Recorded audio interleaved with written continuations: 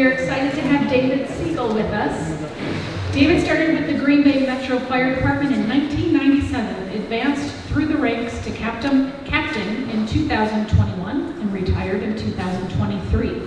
He also served as a paramedic and the science officer for the hazardous materials team, so you should all feel very safe here tonight. Previously, he worked as a biochemist after earning a bachelor's degree and a master's degree in the field from the University of Wisconsin-Madison. While researching and writing the book Forces of Change, Events That Led to the Development of the Green Bay Fire Department, that combined a passion that he has for fire department and the lifelong love of history and an inner drive to know more. I need new glasses. The 1871 fire presentation began as part of the 150th anniversary commemoration held by the Belgian Heritage Center in Nemours, Wisconsin. Please join me in welcoming Mr. David Siegel.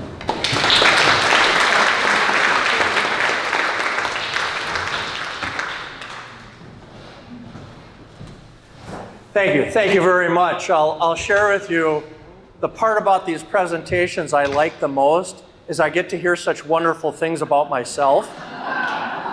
And when it's a woman's voice, it's really very special to me. I think I've done a lot to bring that on myself.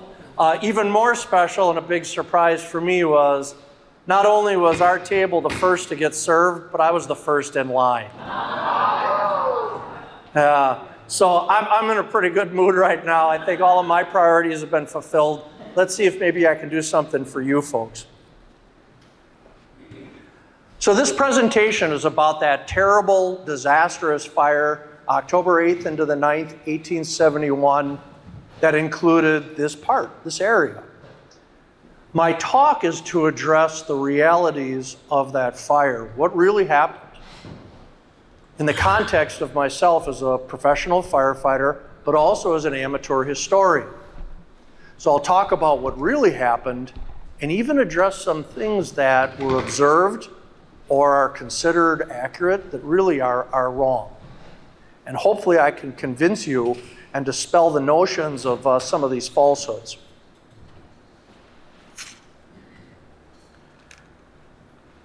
So to provide big picture, this is about the Great Fire of 1871, which included a tremendous amount of the area in Wisconsin on both sides of the bay. It is called the Great Fire of 1871. In particular, it's known as the Peshtigo Fire because Peshtigo is the site of the most deaths. Anywhere from 1,200 to 2,500 people died in the Peshtigo area.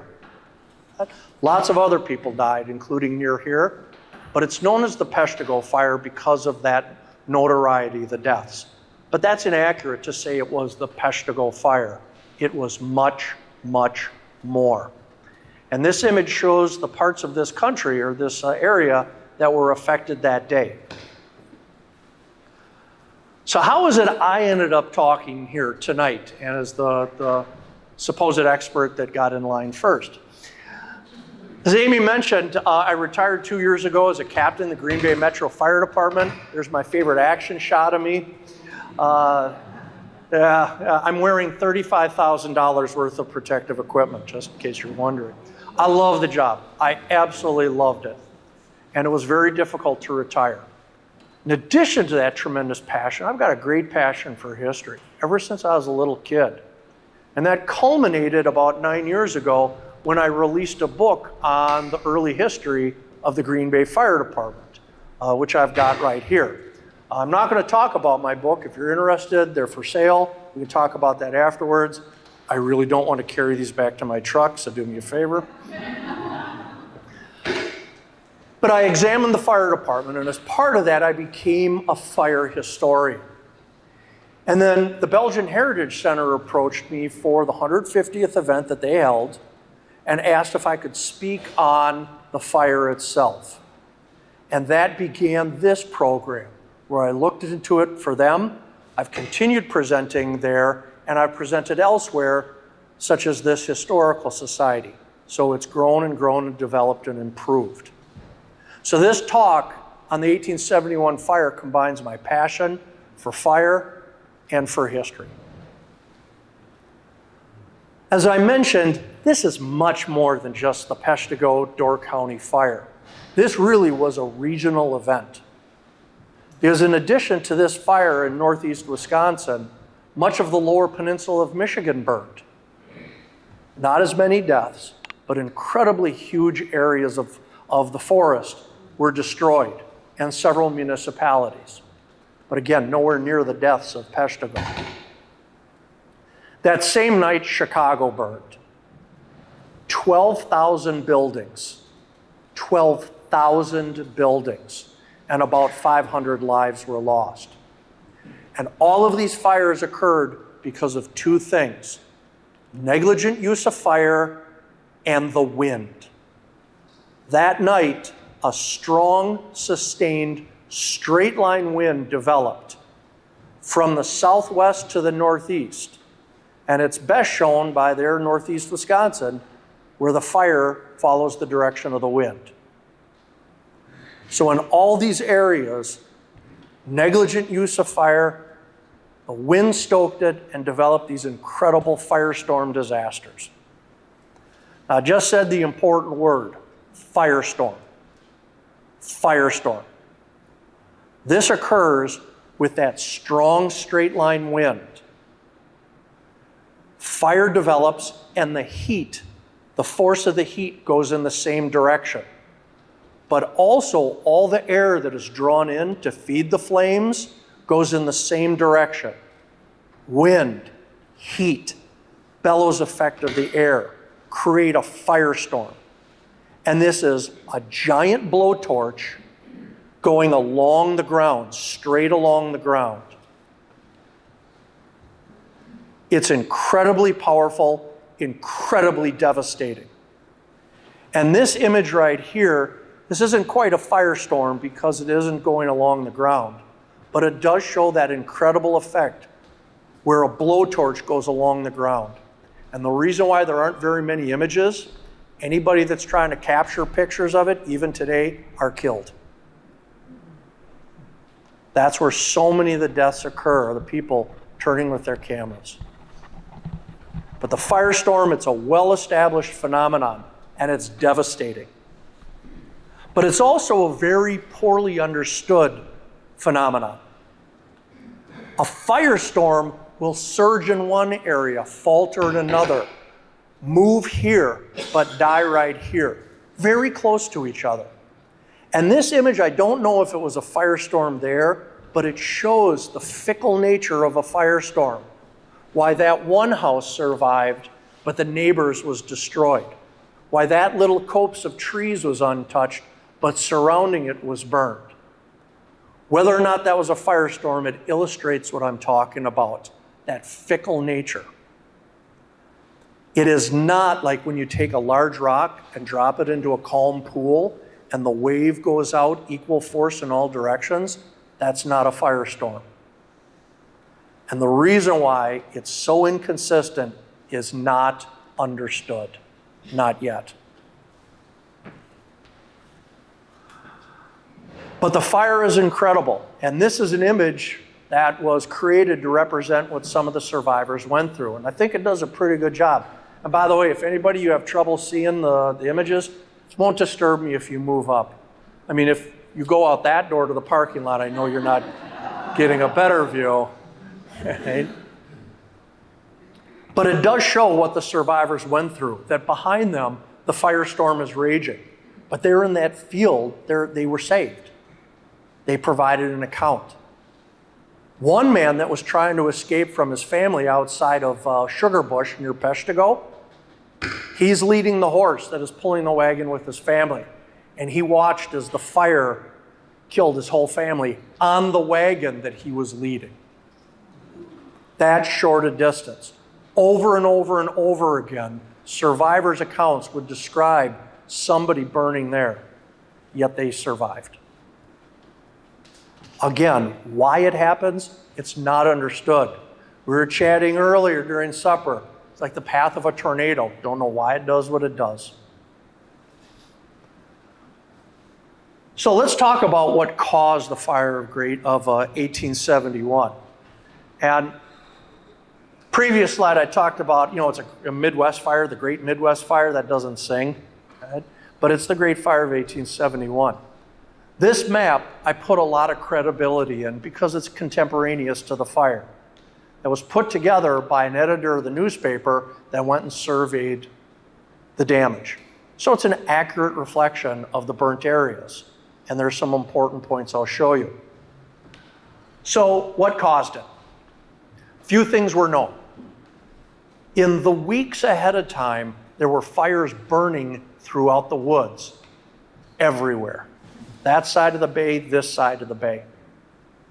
These fires were left by railroad workers that were building the train to go up north. Their camps, they would just leave the fires. People hunting, people fishing, build a fire, leave it. Wood clearing, farmers, mills, they would just start fires and leave them. Now the previous winter had been dry, the summer into the fall moderately dry, but all these little fires that were growing in the woods, in my opinion, there were scores, if not hundreds of them. There was so much that in the Bay of Green Bay, ships had to use their foghorns to avoid collisions and had to navigate into the port of Green Bay using compasses at the height of day. People walking through the area, particularly Peshtigo, Marinette, would have to cover their faces with cloth because the smoke was so choking. So all of these fires, at least scores, if not hundreds, were burning in the woods throughout the region. Again, negligent use of fire. That phenomenon was well established, newspaper reports, weeks before the October fire. I want to talk a little bit about fire cause to explain something a little bit. This is an image of a controlled fire that was used to train firefighters to identify sources of fire. And in this controlled fire, they started a fire in that chair, like a cigarette butt, and then they gently extinguished it in order to preserve the evidence. And the evidence is the V pattern in the wall. That V pattern points directly to the source. In this case, it was in the chair. And that's what we do in fires, look for the V, look for the V. Well, this is inside a room. It also applies outside. And in this drawing shows what a wildfire would look like when the wind drives the fire forward. And the V points to that point of origin. So looking for the V. Now let's go back to that contemporaneous image from shortly after the fire. That was surveyed shortly after the fire. The first thing to understand is that while many things were not recorded, the weather was recorded very well. Lots of data. And modern meteorologists are able to take that data and they absolutely can establish that the wind was very powerful going in that direction. It came up in the early evening of October 8th and was a strong, sustained, straight line wind. Estimates up to 40 miles per hour. That's modern meteorologists using data from the day. So looking at this map, those arrows show 3 V's, the telltale sign of a point of origin. In this image, it demonstrates there were at least 3 points of origin. In my opinion, scores, if not hundreds, but they were all obscured by the fire that advanced over them. The bottom line is, this image shows there were 3 demonstrable points of origin.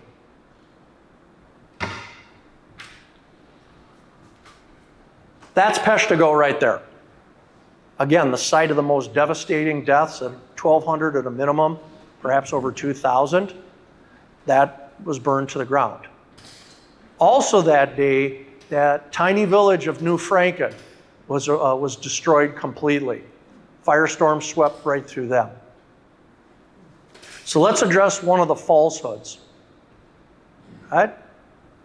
The fire jumped the bay. All right, thank you for laughing. You're spot on that one. All right, how can I convince you of that if you've heard of this? Well, there is no doubt burning debris was carried far beyond the fire. Ships out in the bay were bombarded by burning debris coming from miles away. Without a doubt, that happened. That was well recorded in the newspapers of the day. But in order for the burning debris from Peshtigo to start the fire at New Franken, burning debris would have to take better than a right angle against the wind to come back against the wind. 26 years of witnessing fire, I've never seen burning debris turn against the wind. All right? So the burning debris was not even going towards Door County, Brown County, or Kewaunee County. It was going north and east. All right? Secondly, Peshtigo burned at about 9 o'clock at night. New Franken burned 2 hours earlier at 7 p.m. So in order for the fire at Peshtigo to start New Franken, it would have to turn against the wind and go back in time. All right? Not seen that phenomenon in 26 years in Green Bay. All right? But the bottom line is there's a false conclusion the fire jumped the bay. It did not. All right? Negligent use of fire everywhere. And then a strong straight line wind. So first false conclusion. Now, like I said, that strong wind caused the firestorm everywhere in the region. Chicago burned, really devastating and well recorded.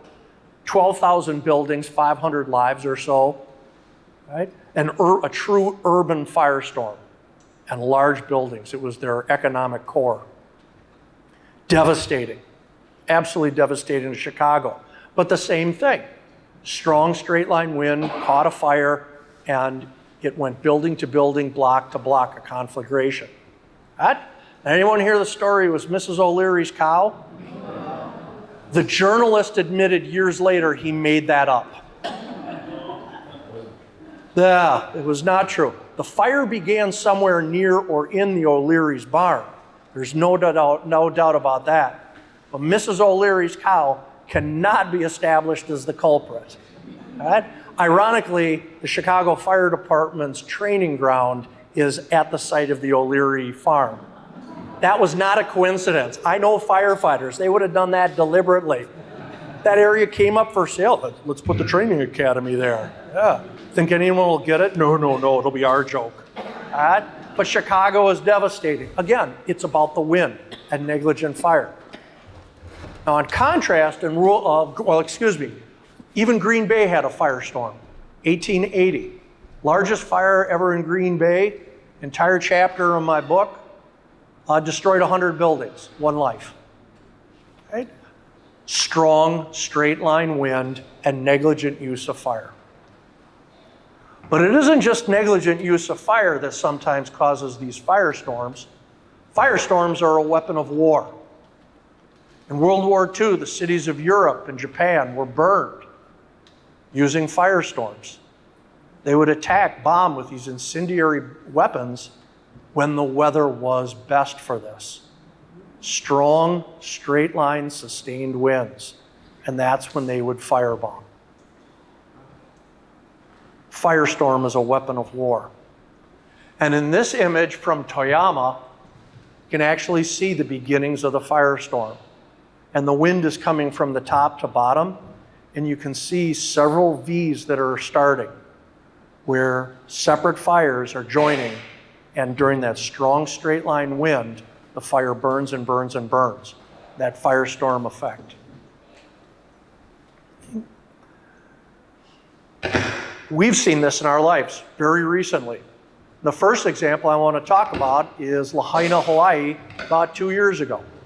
Firestorm destroyed that community, killed about 100 people. Right? So this is the island of Maui. The circle is Lahaina, and the arrow shows the wind that was remnants of a hurricane. A strong straight line wind pointed right at Lahaina. And in this close-up right here, This is Lahaina, kind of T-shaped.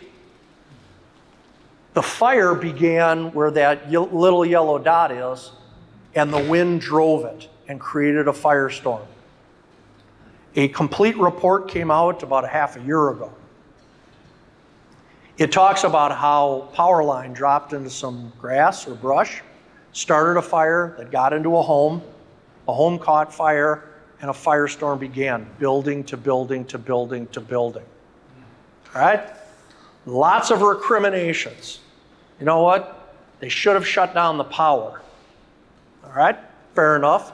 So every time the wind comes up to a certain level, going to shut the power off. How do you think that'll go over? All right? They should have warned people. All right, should have warned people. From when the firestorm started, that house erupted and kept going, the front of the fire moved at 60 miles per hour. It went from the first house to the shore in less than 2 minutes. All right? There was no chance for these folks to issue a warning. And what happened was the people were trying to escape, particularly in cars, were on a very small road. Something happened. They jammed up and they were caught in their cars. They were horribly unlucky. Horribly unlucky. Even more recently this year, Los Angeles, multiple firestorms there. I want to talk about that a little bit because there is a lot of inaccuracies in the news. A lot of things are reported that are just plain wrong. So this is the Los Angeles basin. And I want to talk about just the Palisades. This is just one of the great fires, but it demonstrates a lot about this effect I'm referring to. So this is the Palisades. A close-up of this is fairly small from the one basin to the shore where the Palisades are. Moderate mountainous. And the wind was driving this direction. It's called the Santa Ana winds. And during this fire, it's at 40 to 60 miles per hour sustained, gusts up to 100. And the first thing they talk about is, you know what? The Los Angeles Fire Department should have held on the previous shift.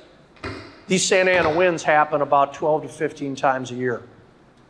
12 to 15 times a year are going to hold over 1,000 firefighters. Here's your overtime bill. Thank you. All right? How do you think that would go over? All right?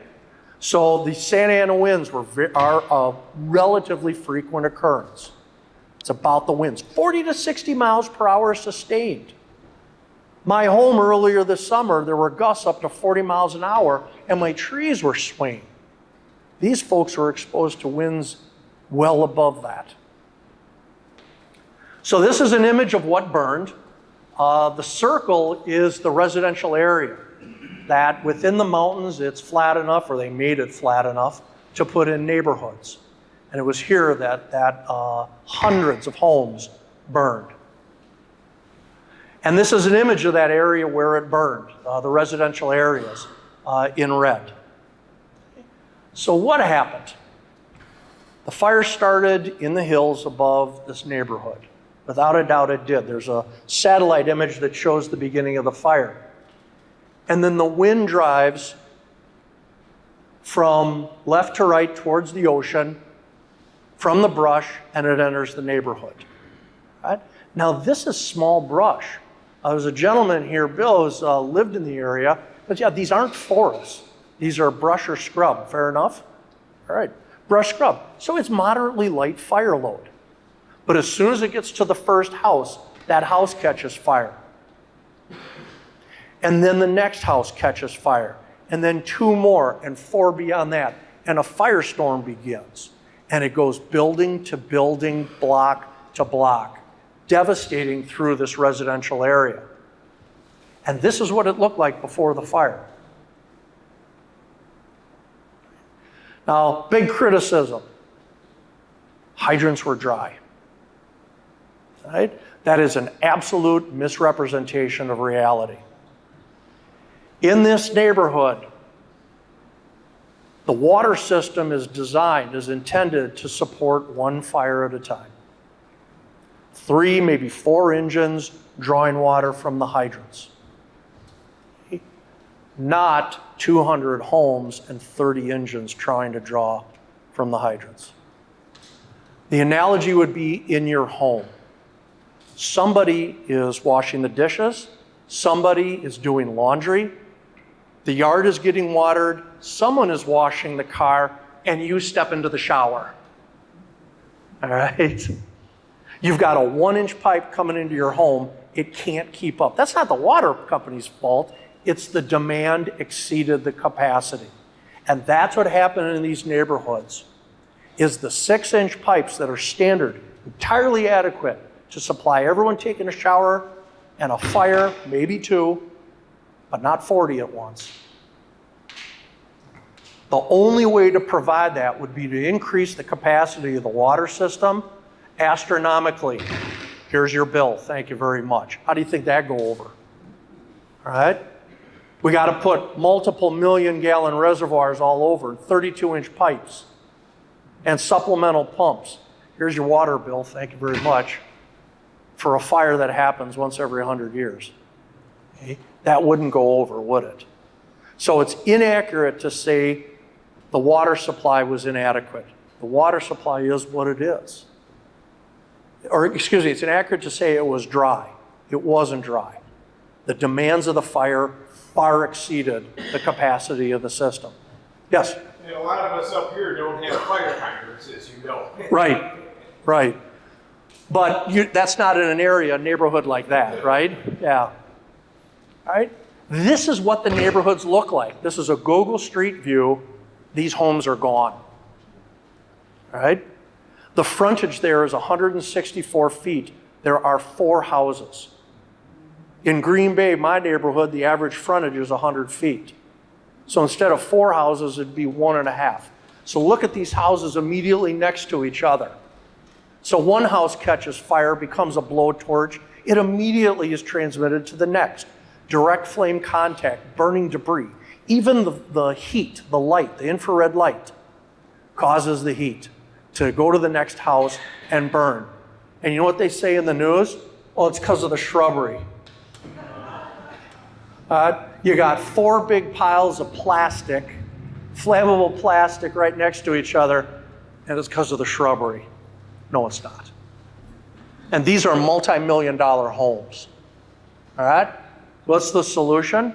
Well, be like Green Bay and only put 1 house in that. Here's your $12 million 1-lot home. Thank you. How's that going to go over? This is the nature of Los Angeles. It is what it is. Again, these are $1 million homes. Okay? But it's the reality. It's the reality that these people are just unlucky. Because when they catch fire, this is what it looks like. All our homes are nothing but big piles of plastic, flammable material. They burn hot, they burn fast, and it goes building to building, block to block. Incredibly powerful, and this is what the Palisades looks like now. All right? Once the firestorm starts, it's not going to stop. They're doing aerial drops in the middle of an urban area. It still couldn't stop. Incredibly forceful. Look at that, hundreds of homes right next to each other. And they sacked the chief. They fired the chief. Absolute scapegoat. All right? I don't mind calling them out when they're wrong, but that was outrageous that they fired the chief.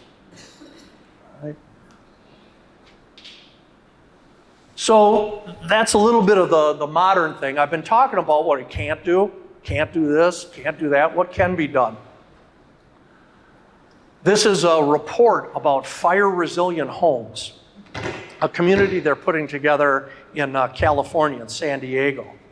And this is about building construction, about preventing the spread house to house through improved construction. Of course, it's going to be more expensive, right? Okay. So closing off the gaps, making it more difficult for fire to get in. The windows would block the heat going through. And even one of the brilliant things is they would install sprinklers on the outside of the home, and use a swimming pool, great. If not, they would include a cistern, a water supply. Don't rely on the city because everybody's doing it, but have a 3,000 gallon cistern pumped to sprinklers throughout the outside of your home. Few people already had it and it saved their houses. So really that's about what can be done, is to make the houses safer. Because any other solution is so incredibly expensive, it's impractical. So that's modern. Let's get back to 1871. Let's talk a little bit more about our fire here. All right. First things first, I want to talk about an inaccurate understanding. And it's the terminology Tornado Memorial Park, which is just south of here, a little closer to Namur on the old highway. It's called Tornado Memorial Park because so many survivors talked about a tornado of fire. That was their word. And lots of people said it. A couple of the great eyewitness statements came from, recorded by Frank Tilton. He came up both sides of the bay and interviewed survivors. Pernin published his survivor story, and there are other survivor stories out there. And they keep talking about tornado, and to a lesser extent, they call it a hurricane, a gale. When I say tornado of fire, do you kind of envision the great big rotational flame, right? That's not what it is. Now, anybody here ever actually been in a tornado? That you actually got to step back and see the great big cloud in the circular motion? It's very rare. Most people that go through a tornado, what was it like? It was loud and it was windy. And we just hunkered down. I don't know how I survived. People didn't see the circular motion, but all of us know that, right? We know that a tornado is this big circular cloud, starting with The Wizard of Oz. And now TV and YouTube, every tornado gets images online just like that. So we all know circular motion, right? 1871 didn't have that. But they knew a tornado was an incredibly strong wind. In fact, the Webster Dictionary defined tornado as a strong wind. Simple as that. So in 1871, when the people said it was a tornado of fire, it was not a circular motion of fire. It was that firestorm wind, that strong, incredible force of fire. Wind, heat, bellows effect. So when we talk about the tornado of fire, it's not this. These are actual tornadoes of fire, and they'll be small. You'll notice they're at the top of the hill. It has to do with the air reaching the top. So yeah, but those are small. They're not the giant swaths of destruction that occurred here on the other side of the bay. But nonetheless, they called it Tornado Memorial Park because that's the word those people used. And I think it's appropriate to keep it that way because it's their word. And as supporters of history, I think it's a great thing for us to say, all right, hey, you know what? This is their perspective, not ours. But I've read experts that talk, and I've seen online people that talk about a tornado of fire. They didn't put themselves in the shoes, the perspective of the survivors, 1871, who hadn't seen The Wizard of Oz yet. Right? So I absolutely advocate keeping the name of the park because I think that's their word.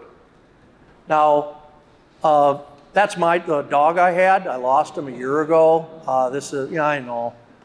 This is he's got nothing to do with the fire, but hey, this is my talk. It's my picture. It was my dog. All right, so I'm going to put that in there. Hi, Nith. And on a more positive note, here's my new puppy. I know. Isn't he cute? 1, 2, 3. Aw. You guys are great. I mean, you feed me first. Love him. My dog is great. This is being videotaped. Great. Can we edit that out, maybe? All right. Hi, Dewey. Good boy. Stay. All right. Next thing to talk about, ununderstandable deaths. A lot of people were found dead without any mark on them. No sign of the fire. Their skin, their clothes, their hair were unsinged. But they were dead. What happened to these people? Well, they died in the streets, they died in wells, they died in the rivers, and even Lahaina, they died in the ocean. no mark upon them. Well, remember the fickle nature of a firestorm? It'll surge and die, surge and continue. Don't know why. But always ahead of the fire itself, the heat was carried far beyond. Lots of people talked about the incredible heat that they felt, up to hundreds of degrees. So what happens when you breathe that very hot air in? The airways are burned all the way from the mouth and the nose down into the lungs. The airways burned, blister, and they suffocate.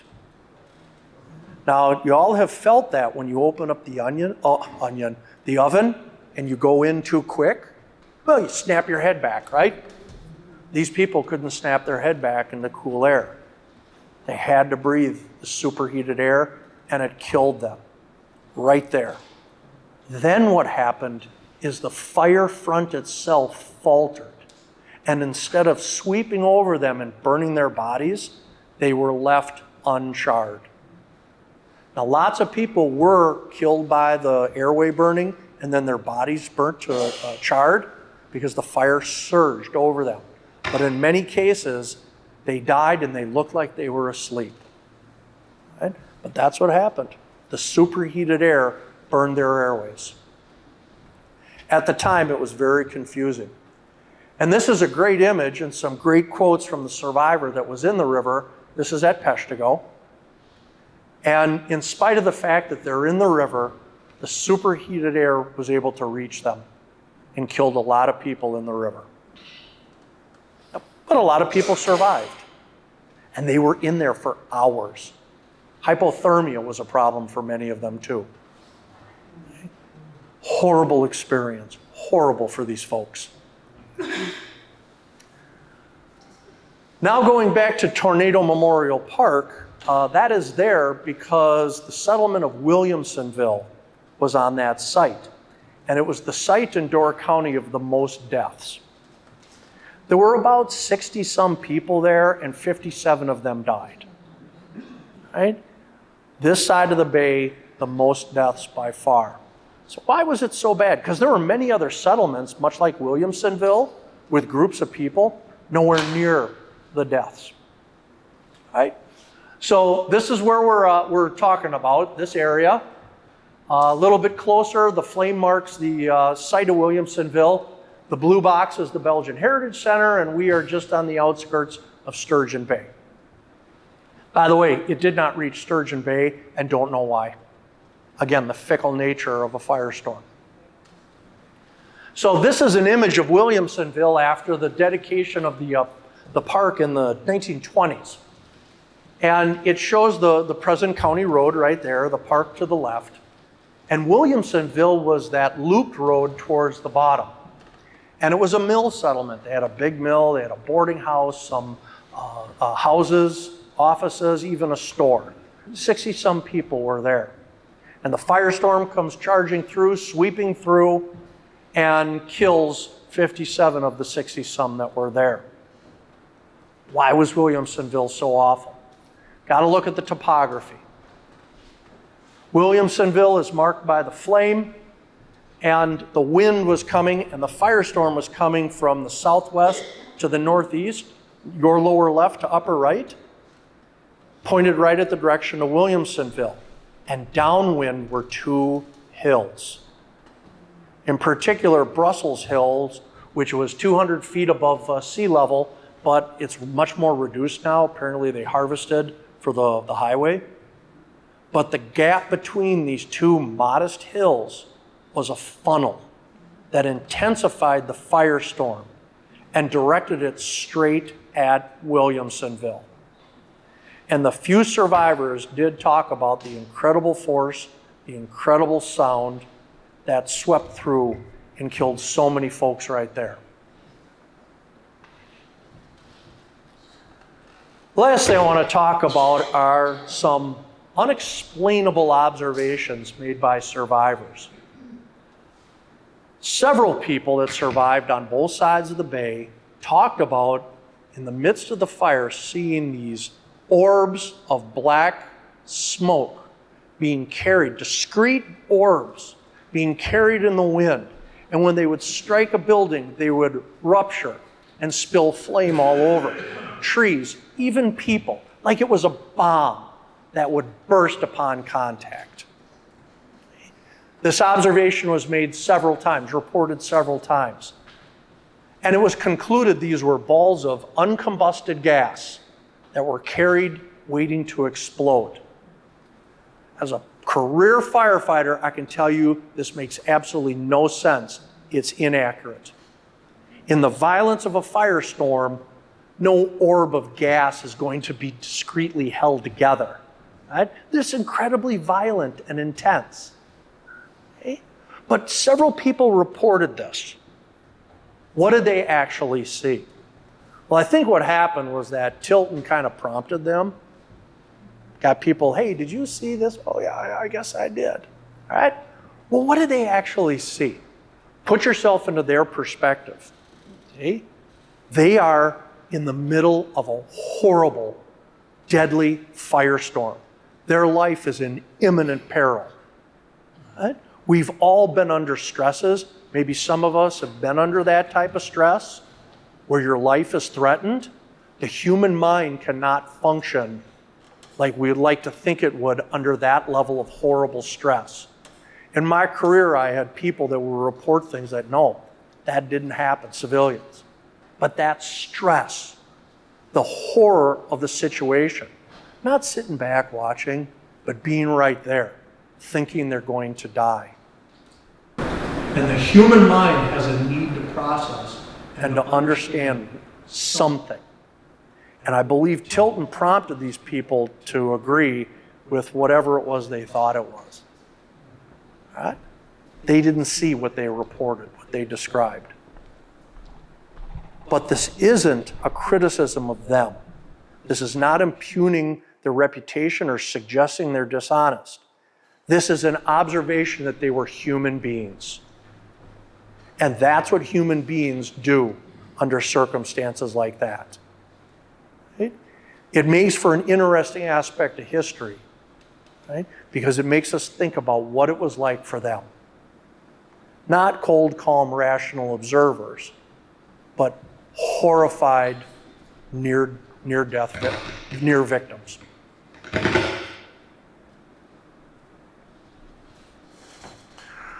All right, so to conclude, why do I think it's important to talk about it? It's important to make these historical observations, to understand their words like tornado, to understand their inaccurate observations, to understand their actual observations, to understand things. And we can even apply it today to Lahaina and the Palisades. And I think that's the value of history, is that history helps us understand the present. Because people in 2025 are going through just what they did in 1871. It's the importance of societies like your own to preserve, to perpetuate. Okay? And the next thing I want to talk about is recovery. In this area, this community, right, devastated. And people needed help. But at the time, everybody needed help. Now, right now, if there was a fire, any of you had a fire, people will come and help, your neighbors, your friends, your family. My career once, we had a woman losing her apartment. Her estranged brother hadn't talked to them at all in like 10 years. As soon as I called him, where do I pick her up? All right? That's what we do. But what happens in the communities here, Palisades, when no one can help themselves, much less each other? Well, that's why it's so important for the rest of society to reach out and help these people. It happened in 1871. Green Bay was a recovery center. Sturgeon Bay took in a number of refugees from the area because these people needed the help. And that occurs over and over and over again. And sometimes we become numb. One more victim group. Well, these people do need help. And we as a society, I feel, have an obligation. So with that, That's the Great Fire of 1871. The realities of what did happen, explaining some of the things that occurred, and addressing some of the things that are inaccurate, right? And a puppy picture. You want to see more puppy pictures? It's like the most photographed dog in Northeast Wisconsin. All right. So what we'll do is, Amy, spend a few minutes with questions. Do we have time? Yes, sir. Okay, you talked about the hot air killing the people. They're breathing in that hot air. I've also read about the fact that the fire itself is robbing all the oxygen. There's only like 20% oxygen in the air, and it needs the oxygen. So is there also suffocation because they can't get oxygen? It's possible. I'm skeptical that in outside that would be a factor. It certainly could contribute, but the heat would be so rapid, burning the airways. If they're in the heat, they're in trouble. Yeah. But there's no way to know for sure. It absolutely is possible. Okay? Yes? What finally ended it? The wind died down, it died itself out? The wind died down in the early morning of October 9th, and it just faltered. And in many cases, it stopped burning because there was just nothing left to burn in its path. There had been numerous fires before October 8th, small fires, where fields, some barns, fences would burn. So there were lots of burned areas already. But why it stopped really isn't known, but definitely the wind died in the early morning hours. Was the area of Lower County, is it more forested than it is now? Yes, it was more forested. One thing, my collaboration with Belgian Heritage Center is the fire transformed the nature of Belgian life in the area because it cleared so much of the land that they then started farming even more. So in a way, the Belgians took advantage of what had happened. I imagine that happened elsewhere, but I know at the Belgian Heritage Center, they talk about that transformation. Yes? There's an association with miracle and champion. Do you have a scientific, maybe, explanation for why the fire stopped? Right, she's referring to, and I don't know all the details of it, but there was the miracle of champion when, was it Adele? Adele saved some people. I'll take this position. We know the nature of fire is fickle. All right? Lots of people survived, and they don't know why. Now, I respect the notion that this Adele created the miracle. The same thing happened all over the place. Lots of other people. All right? And it happens all the time. Why in the Palisades some people died, others didn't? My career, how did this person survive? This person didn't. It's just the mechanism of firestorm is not understood.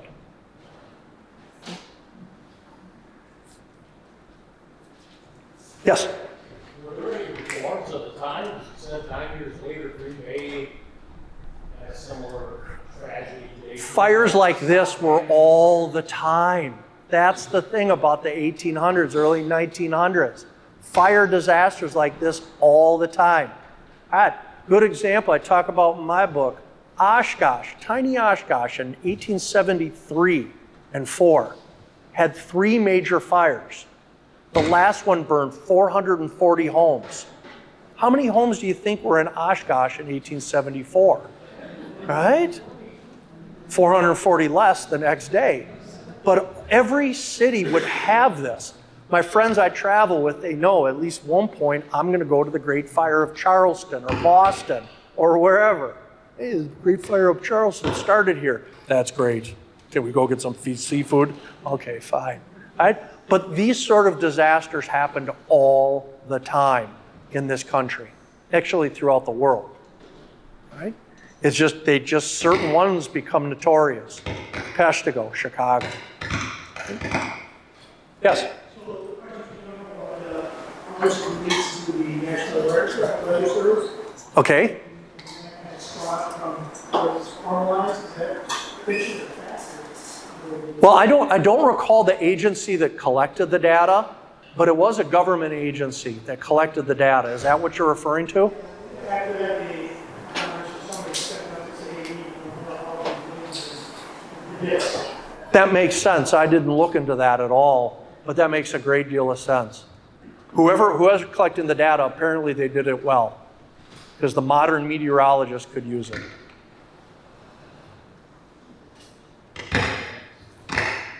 If there is nothing else, I will stick around if you've got more questions. If you want to look at my book, again, I'd really like to not haul all of them out to my truck, $20 each. If not, I want to thank the Society, very much appreciate the invite, and thank you.